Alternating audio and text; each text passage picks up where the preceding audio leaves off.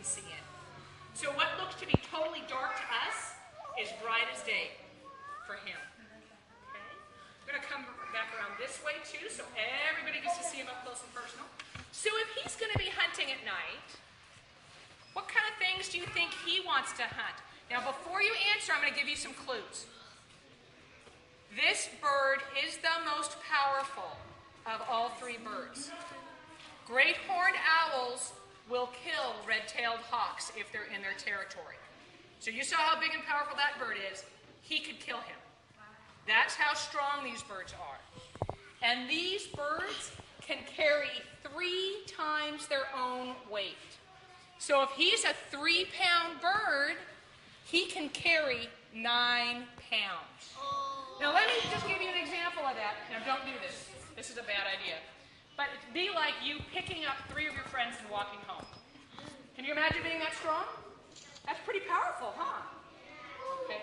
So now that you know how strong and powerful he is, what do you think this bird hunts at night?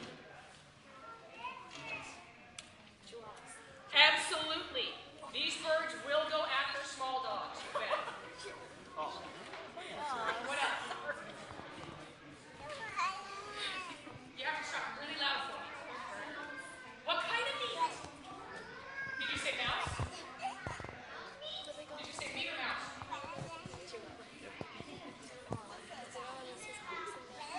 You know what? He will swallow a mouse whole. He doesn't have to rip it up with his teeth. He will swallow it whole. What else do you like to eat?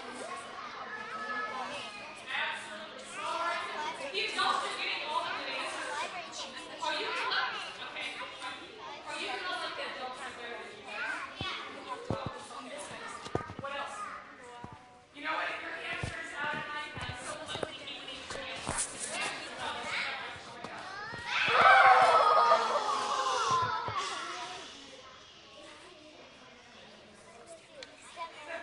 Sorry, I'm in your shot. So let's think what else he might. So do you think he would want to eat gophers and ground squirrels and rabbits? He would eat Remember, all we have to those be things. sitting down. Do you think he might like to eat snakes? Yeah. Sure, why not? Do you think he'd like to eat, we already talked about chihuahuas, do you think he might go after a cat? We talked about raccoons. What about possums? Do you think he'd eat possums? He'd eat possums. Do you think he'd eat bugs? Oh, we'll talk about that in a second. Do you think he eats bugs? Not really. Not really. It would be disturbing. A small fox, they've been known to take small foxes. Red-tailed hawks. What about skunks? Do you think they'd go after skunks? Absolutely they'd go after skunks. Yes, ma'am. What was that? You have a skunk toy? Well, we won't bring it out because he might get hungry.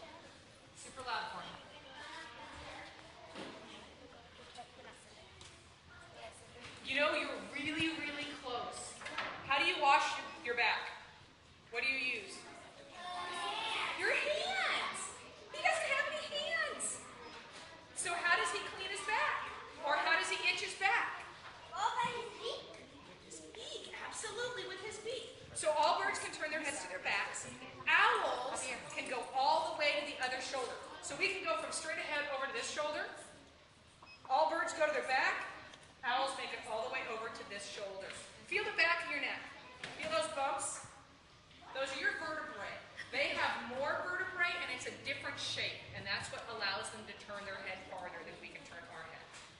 Okay? I have something that I'm going to show you how flexible his neck is, but it's the very last thing I do, so I have time for 3 quick questions. Nice and loud for me.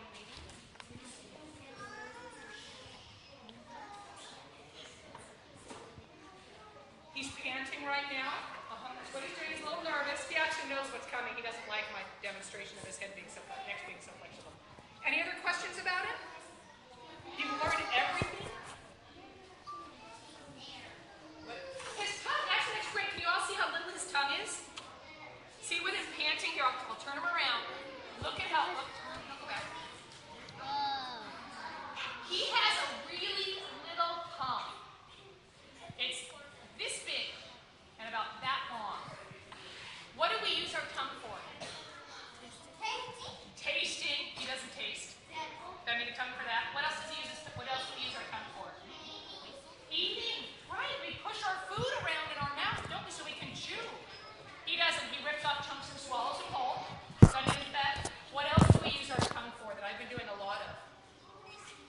A lot of it. Talking. They don't talk. So they don't need a big tongue. Okay. They just have a little tiny tongue that just push the food down. Do you have a question, sweetie?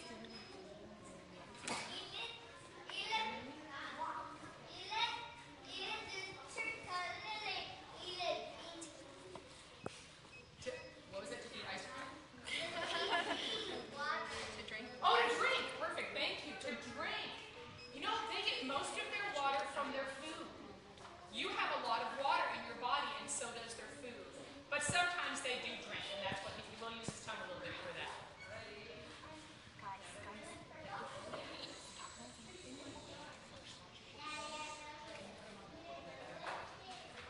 Do you have a question?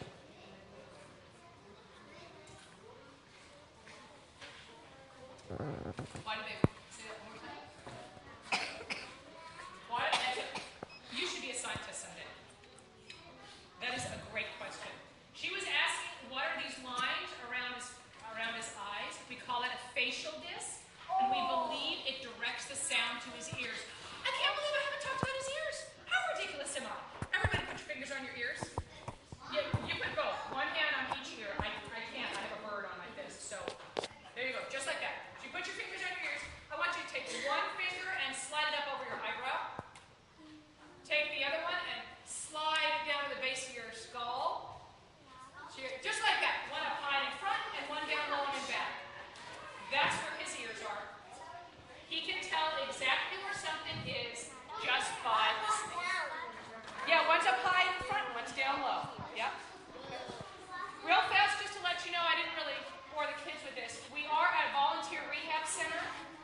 All of the funding that we get is from donations. We'd love some sponsorship forms up there. For $40, you can be the person that releases one of the wild birds back into the wild. We actually hand you the bird and you let it go.